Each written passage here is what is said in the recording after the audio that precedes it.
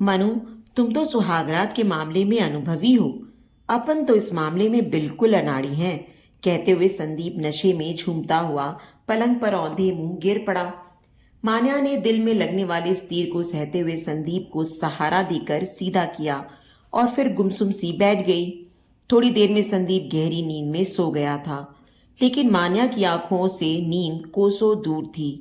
वह अभी भी विधाता के खेल को नहीं समझ पा रही थी कि उसने मान्या के साथ इंसाफ किया था या नाइंसाफी की थी। चांद जैसे जैसे आसमान पर चढ़ता जा रहा था, मान्या के दिल का जख्म नासूर सा बनता जा रहा था। पुरानी यादें चलचित्र की तरह आंखों के सामने घूमने लगी। रुपेश, मैं तो अब थक गई हूं, चलो वापस होटल चलते हैं, मान्या ने हाफते हुए कहा था।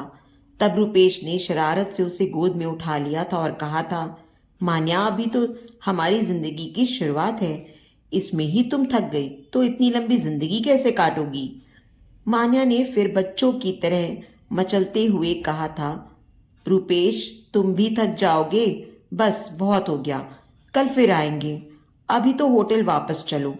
रुपेश ने मान्या का सिर अपने कंधे पर रखकर सहारा दिया और दोनों गुमसुम से होटल लौटने लगे।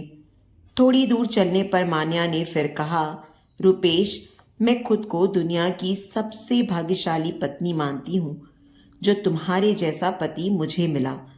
इतना प्यार करने वाले मम्मी पापा, बंगला, पैसा, तुम्हारा इतना बड़ा कारोबार, ये सब कुछ मुझे सहज ही नहीं मिल गया तुमसे शादी करके। अरे मैं क्या कम किस्मत वाला हूं जो तुम्हारी जैसी सुंदर, सुशील, पढ़ी लिखी लड़की मुझे मुफ्त में मिल गई। दोनों के हंसने की सम्मिलित आवाज घाटी में दूर तक फैल गई थी। अपने कमरे में आकर रुपेश ने हीटर जला दिया और इंटरकॉम पर खाने का ऑर्डर देकर फ्रेश होने बाथरूम में चला गया। मान्या फिर खिड़की के पास आकर मसूरी की अंधेरी गहरी खाइयों को देख रही थी। यदि खुदा न खास्ता वह इन खाइयों में गिर गई, तब उसे कौन बचाएगा? ये तो इतनी गहरी और घनी है कि वह रुपेश रुपेश चिल्लाएगी तब भी आवाज ऊपर तक नहीं आएगी, और तब वह वहां रुपेश की याद में घुट घुट कर मर जाएगी। ये सोचते हुए उसका बदन पसीने से तरबतर हो गया। तभी रुपेश ने उसे पीछे से अपनी बाहों में जकड़ लिया था। फिर एकदम से अलग होते हुए बोला, अरे मान्या, तुम तो पसीने से तरबतर हो रही हो, माथा भी गर्म हो रहा है, तबीयत तो ठीक है ना? कहते हुए रुपेश डॉक्टर का पता लेने कमरे के बाहर जाने लगा। तब मान्या ने उसे रोकते हुए कहा, रुपेश, तुम जैसा सोच रहे हो वैसा कुछ नहीं है, मैं तो यहाँ की गहरी खाइयों को देखकर डर गई थी। तब रुपेश ने हंसते हुए कहा था, मान्या, अब मैं तुम्हारे साथ हूं, डर की बात मन से निकाल दो और फिर मैं रहूं या ना रहूं, तुम हमेशा हंसती मुस्कुराती रहो, यही मेरी तमन्ना है। अब माहौल थोड़ा हल्का हो गया था। वेटर खाना लगा गया था। खाना खाकर रुपेश टीवी देखने लगा और मान्या अपने सास ससुर से फोन पर बात करने लगी थी। हनीमून के 15 दिन कैसे गुजर गए मालूम ही नहीं हुआ। दोनों वापस दिल्ली आ गए थे और रुपेश फिर अपने कारोबार में लग गया। दोनों ने अपनी आपसी सहमति से 5 साल तक घर में कोई मेहमान नहीं लाने की योजना बनाई थी। एक दो बार जब मान्या की सास ने इस बारे में बात की, तब मान्या की कुटिल हंसी से समझ गई कि अब उनका पुराना जमाना नहीं रहा कि इधर शादी हुई और उधर बच्चों की लाइन लगनी शुरू हो गई, और यदि बच्चे नहीं हुए तो बहू पर लांछन लगाने शुरू हो गए। चांद अब उतार पर आ गया था, लेकिन मान्या की पथराई से निगाहें बंद कमरे की दीवारों पर कुछ पढ़ने की कोशिश कर रही थी। जीवन कितना क्षणभंगुर है, इसका एहसास उसे तब हुआ जब लंदन से वापस आने वाली फ्लाइट के क्रैश हो जाने से रुपेश उससे बिछड़ गया था। सब कुछ जैसे रुपेश के साथ चला गया। बड़ा घर, सुविधा, आराम की सब चीजें मान्या को काटने दौड़ती थीं। एक दिन रुपेश के पिताजी देवेंद्र खन्ना ने मान्या से कहा, बेटी, ये जिंदगी बहुत लंबी है, तुम्हें मैं आंसू बहाते देखता हूं तो मेरा कलेजा मुंह को आता है। मैं चाहता हूं कि तुम्हारी शादी करके हम तुम्हारे जीवन को फिर से खुशियों से भर दें, लेकिन मान्या इस स्थिति को स्वीकारने के लिए दिल से तैयार नहीं थी। वह चाहती थी कि रुपेश की याद के सहारे पूरी जिंदगी काट दे।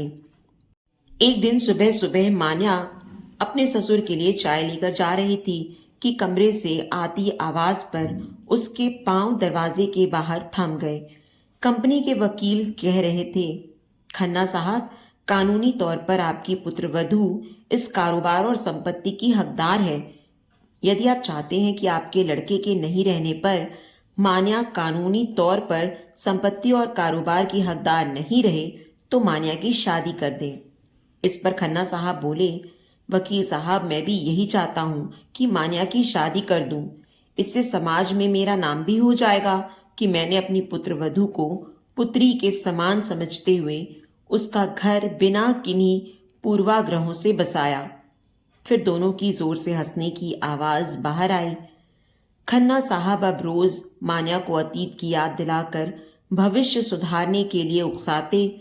इधर मान्या की सास सब कुछ समझते हुए भी मान्या को ताने देते हुए कहती, अरे 3 साल में एक बच्चे को भी इस घर में नहीं लाई, उसी के सहारे ये बुढ़ापा हंसते खेलते गुजर जाता। कैसी मनहूस लड़की से मैंने रुपेश की शादी की थी। रुपेश के जाने के साथ ही रुपेश के माता पिता का व्यवहार मान्या के प्रति बेगाना सा हो गया था, और फिर कंपनी के वकील के साथ खन्ना साहब की बातों से मान्या डर गई थी। मान्या ने एक दिन अपने मायके जाकर वहीं रहने का अनुरोध अपने सास ससुर से किया, लेकिन वह इसके लिए तैयार नहीं हुए। आखिर सब तरफ से हार मानकर मान्या ने खन्ना साहब को अपनी दूसरी शादी की सहमति दे दी और एक सादे समारोह में मान्या की शादी संदीप के साथ हो गई। सुबह की लाली आसमान पर छाने लगी थी। मान्या की पूरी रात जागते हुए बीती। संदीप ने करवट बदलते हुए फिर कहा, मनु, तुमने तो पूरी रात ही बेकार कर दी। अरे थोड़ी देर के लिए मुझे रुपेश ही समझ लेती। मैं आपके लिए चाय लेकर आती हूँ, कहते हुए मान्या कमरे से बाहर निकल गई। मान्या ने अभी किचन में जाकर चाय के लिए पानी गैस पर चढ़ाया ही था कि उसे संदीप की माँ की आवाज सुनाई दी, अरे उस घर भले ही तू कुछ भी करती हो, उससे मुझे मतलब नहीं, लेकिन इस घर में तुझे नहा धोकर ही किचन में आना होगा। बिना किसी प्रतिवाद के मान्या ने उनकी बात मान ली थी। संदीप तैयार होकर ऑफिस चला गया। दोपहर को उसकी कुछ सहेलियां मिलने आईं। उनमें से तुली ने मान्या से कहा, मान्या, कुछ भी कह, तू है किस्मत वाली। पहले रुपेश था और अब संदीप। सच में हम तो एक से ही बंधे हैं। मान्या ने महसूस किया कि वह जहां से गुजरती है लोगों की अजीब सी निगाहों का सामना करना पड़ता है उसे एहसास होने लगा कि पुनर्विवाह एक दोधारी तलवार की तरह है। लोग इसका एक पहलू देखते हैं, लेकिन दूसरा पहलू जिसे नारी भुगतती है उसकी तरफ किसी का ध्यान नहीं जाता। अतीत, वर्तमान और भविष्य के चक्रव्यूह में नारी फंस जाती है। एक बार रात में संदीप अपने दोस्तों के साथ बैठा बात कर रहा था। उसके दोस्त कह रहे थे, संदीप, तूने रुपेश की जूठन को क्यों स्वीकार किया? अरे तुझे तो एक से एक लड़कियां मिल जाती। तब संदीप, जो नशे में हो चुका था, बोला, खन्ना ने शादी के लिए 5 लाख रुपए दिए हैं। इतनी बड़ी रकम के एवज में मान्या से शादी करना क्या बुरा है? और इसी के साथ सब हंसने लगे। अब तक मान्या सभी पहलुओं से परिचित हो चुकी थी। समय आबाद गति से गुजर रहा था।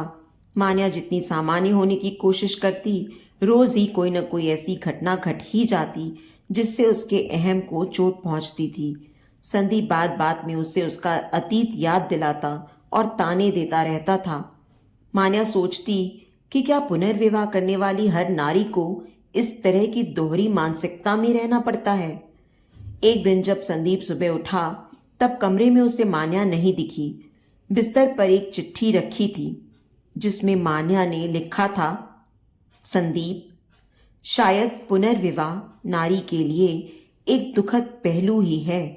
हो सकता है इसके पीछे सोच अच्छी रही हो। नारी को असहाय समझते हुए सहारा देने की अवधारणा इसके पीछे रही हो, लेकिन जब सहारा एहसान सा दिखने लगे और नारी मन को ओछी मानसिकता के चलते घर बाहर सब जगह दूसरे दर्जे का स्थान मिले, वह भी जिंदगी भर तानों के साथ, इससे अच्छा तो यह है कि रास्ते ही बदल दिए जाएं। मैं ही तुम्हारी जिंदगी से हट जाऊं, इसलिए मैं अपने मायके जा रही हूं।